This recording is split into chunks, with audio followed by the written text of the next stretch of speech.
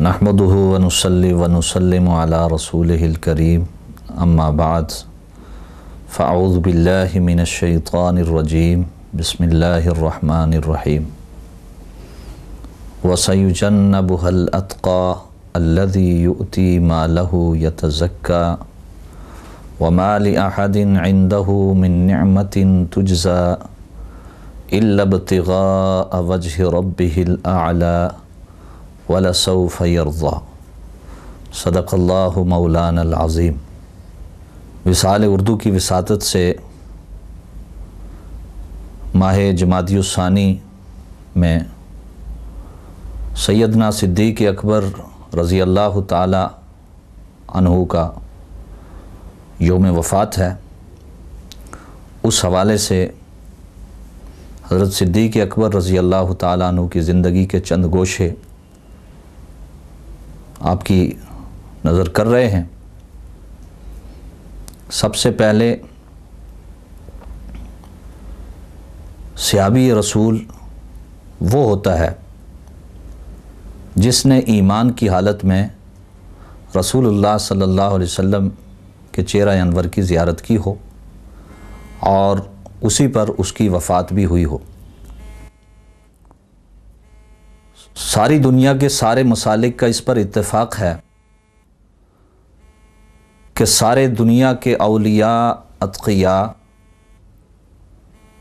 मिलकर एक सहाबी की खाक पाक पर नहीं पहुंच सकते। गोया के सहाबी वो हुआ कि जिसने कलमे का इकरार किया और मदीने वाले की ज़ियारत की। ये दो एज़ाज़ हासिल करने के बाद अगर उसको ज़िंदगी में नमाज का, रोज़े का, हज का, ज़कात का, इबादात का, आमाल का मौका ना भी मिल सके तब भी ये सारी कायनात के सारे इंसानों से अफजल कहलाता है। जैसे सारे दुनिया के सारे इंसान मिलकर एक सहाबी को नहीं पहुंच सकते, इसी तरह सारे सहाबा मिलकर इमाम उस सहाबा जनाब सैयदना सिद्दीक़ अकबर रज़ी अल्लाह अन्हु के मर्तबे और मुकाम को नहीं पहुंच सकते। इसलिए कि अबू बकर सिद्दीक़ रज़ी अल्लाह ताला अन्हु वो अज़ीम इंसान हैं जिन्होंने सबसे पहले इस्लाम कबूल किया और जिस कदर एहसानात रसूलुल्लाह सल्लल्लाहु अलैहि वसल्लम के साथ जनाब सैयदना सिद्दीक़ अकबर के हैं, कायनात में इस कदर एहसानात और क़ुरबानियाँ किसी और की नहीं हो सकती। इस्लाम लाने में देखो तो सबसे पहले इस्लाम लाने वाले मर्दों में से जनाब सैयदना अबू बकर सिद्दीक़ रज़ी अल्लाह अन्हु, और हर एक ने जब इस्लाम लाया किसी ने मौजज़ा तलब किया, किसी ने दलील तलब की, किसी ने मोहलत मांगी, लेकिन अबू बकर सिद्दीक़ ने बग़ैर किसी पसोपेश के, मोहलत के, दलील मौजज़ा मांगने के जब मालूम हुआ कि रसूलुल्लाह सल्लल्लाहु अलैहि वसल्लम ने दावा नबुव्वत किया है तो आपके सामने अपने हाथ फैलाए और अर्ज़ किया, या रसूलुल्लाह मुझे बैयत फरमाइए, मैं इस्लाम कबूल करता हूँ। जिस दौरान आप सल्लल्लाहु अलैहि वसल्लम ने दावा नबुव्वत फरमाया उस दौरान अबू बकर सिद्दीक़ रज़ी अल्लाह अन्हु तिजारत की गर्ज से शाम गए हुए थे। वापस पहुँचे तो मार्केट में कपड़े बेच रहे हैं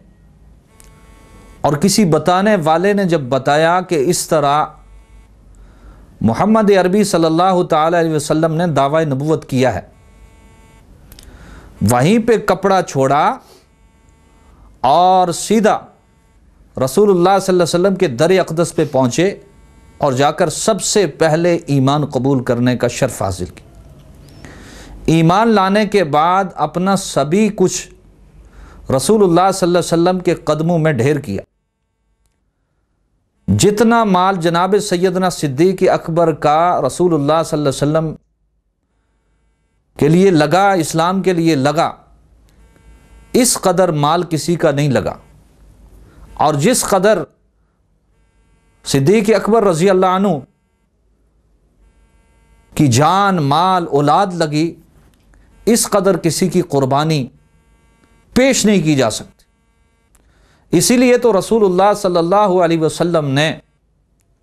فرمایا تھا کہ میں دنیا کے ہر انسان کا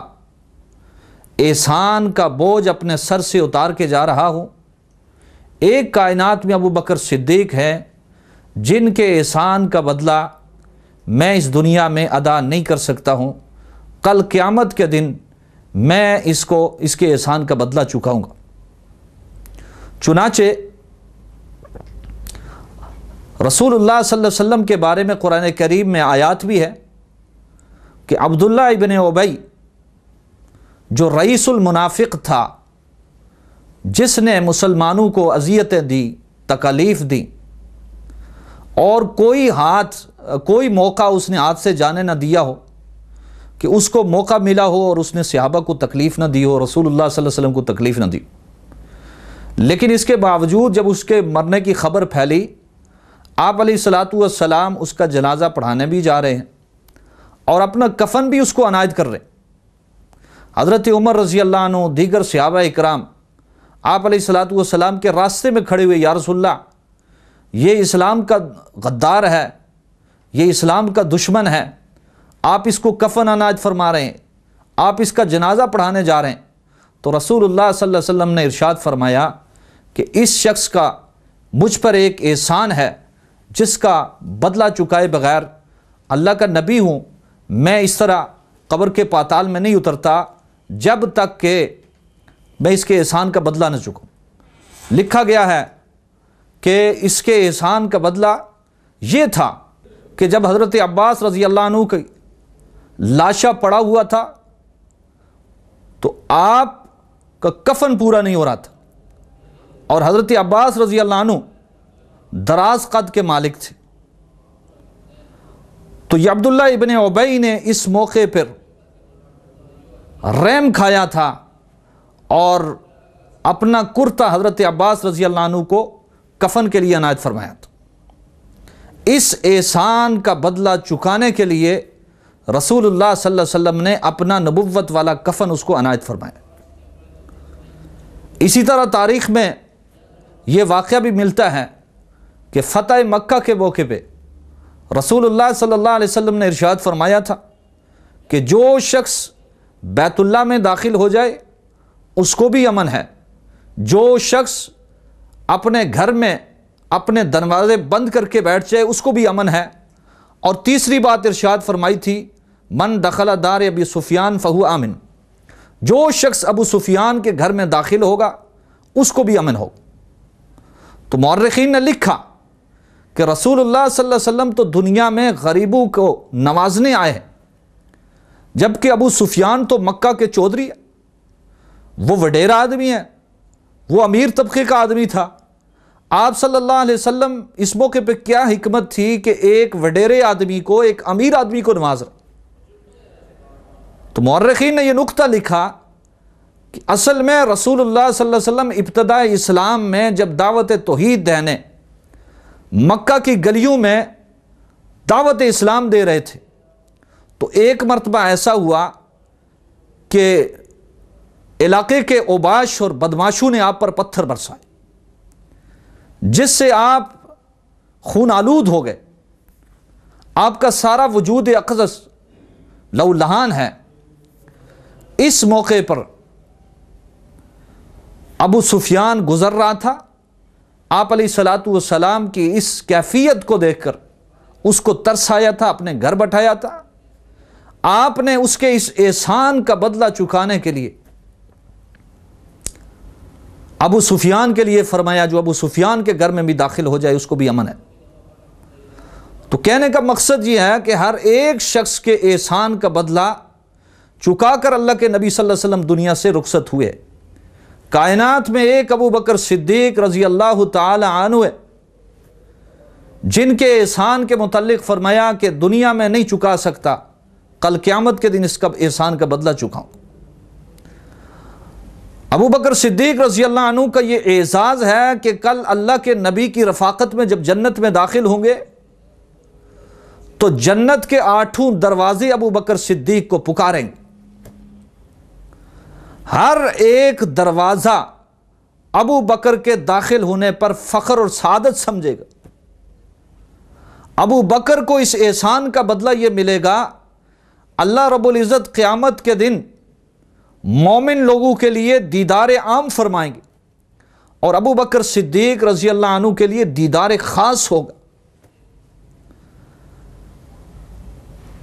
اور جنت میں جب جنتی جنت میں پہنچ جائیں گے، تمام انبیاء اکرام اپنے اپنے مقامات پہ پہنچیں گے۔ سب سے اونچا مقام امام الانبیاء خاتم الانبیاء حضرت محمد صلی اللہ علیہ وسلم کا ہوگا۔ اس کے نیچے 1,24,000 کم و بیش انبیاء کرام ہوں گے۔ اس سے نچلا طبقہ وہ ابو بکر صدیق رضی اللہ عنہ کا ہو۔ اب جو ابو بکر صدیق اور رسول اللہ صلی اللہ علیہ وسلم کی دوستی تھی وہ اس قدر قربت والی تھی کہ درمیان میں جب جنت میں پہنچیں گے، اتنا بڑا وقفہ کہ درمیان میں 1,24,000 کم و بیش انبیاء کے محلات ہیں، جبکہ دنیا میں تو یہ ایک پل کے لیے الگ نہیں، جو غار کے بھی ساتھی، جو زندگی کے بھی ساتھی،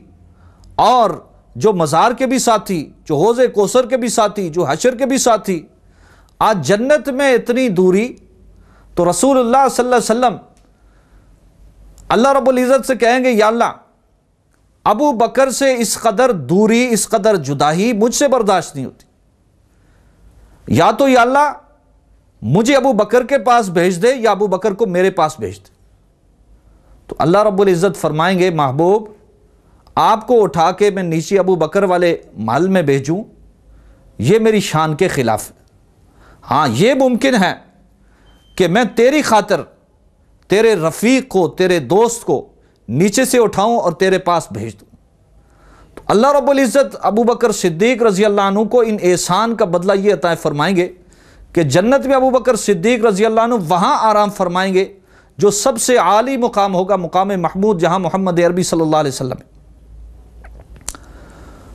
تو یہ ابو بکر صدیق رضی اللہ عنہ سب سے پہلے ایمان لائے،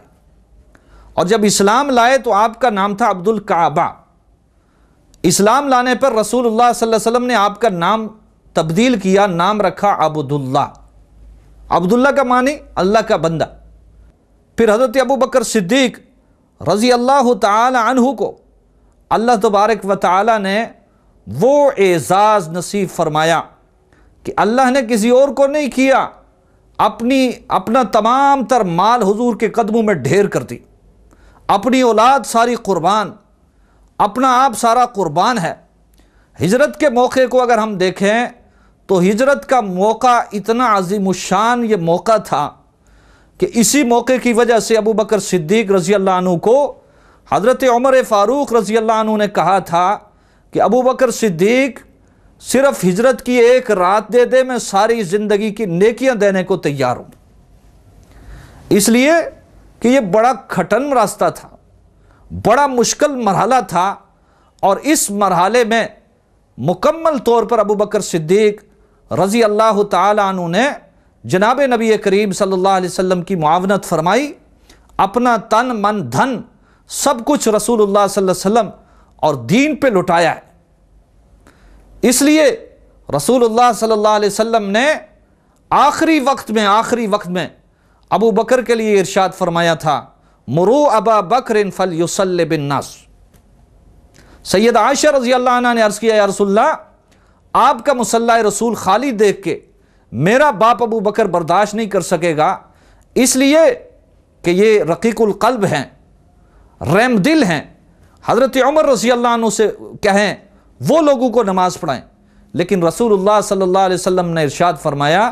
کہ میں اپنی طرف سے نہیں کہہ رہا،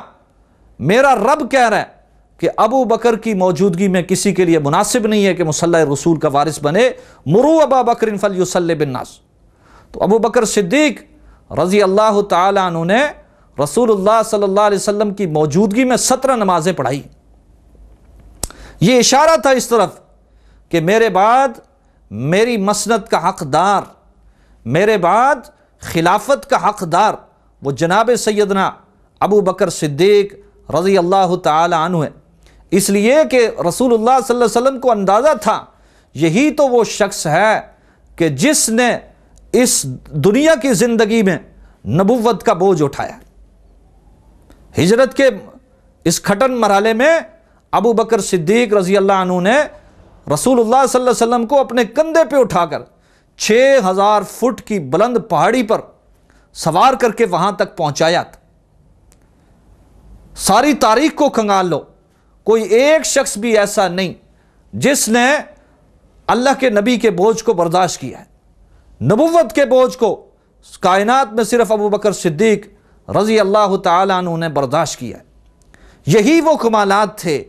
یہی وہ صفات تھی، یہی وہ قربانیاں اور احسانات تھی جس کی بنیاد پر رسول اللہ صلی اللہ علیہ وسلم نے اپنی زندگی میں اشارہ کر دیا تھا کہ میرے بعد میرے منصب پہ بیٹھنے والے وہ ابو بکر صدیق ہے۔ چنانچہ ابو بکر صدیق رضی اللہ عنہ نے آپ علیہ الصلوۃ والسلام کے مسند پہ بیٹھے، آپ کے مصلے کو سنبھالا، آپ کے منصب کو سنبھالا، اور پھر 2 سال 3 مہینے 10 دن خلافت کے نظام کو انتہائی خوش اسلوبی کے ساتھ، جو رہتی دنیا تک مسلمانوں کے لیے ایک مثال تھا، وہ سر انجام دیا۔ چنانچہ 22 جمادی الثانی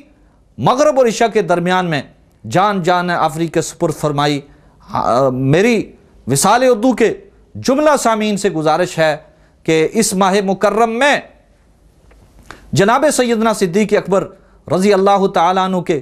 کردار کو پڑھیں، آپ کی سیرت طیبہ کا خصوصی مطالعہ فرمائیں۔ بالخصوص اسلامی حکومتوں سے میری گزارش ہے، ابو بکر صدیق رضی اللہ عنہ تمہارے لیے ایک آئیڈیل شخصیت ہے، ایک مثال شخصیت ہے۔ ان کی زندگی کا مطالعہ کریں اور اپنے اپنے ملک میں انہی قوانین کا نفاذ کریں جن نفاذ کا آغاز سیدنا صدیق اکبر رضی اللہ تعالیٰ عنہ دے کے گئے ہیں۔ اللہ تعالیٰ جناب سیدنا صدیق اکبر رضی اللہ عنہ کی سیرت طیبہ کو سمجھنے کی اور ہم سب کو عمل کرنے کی توفیق عطا فرمائے۔ وآخر دعوانا الحمدللہ رب العالمین۔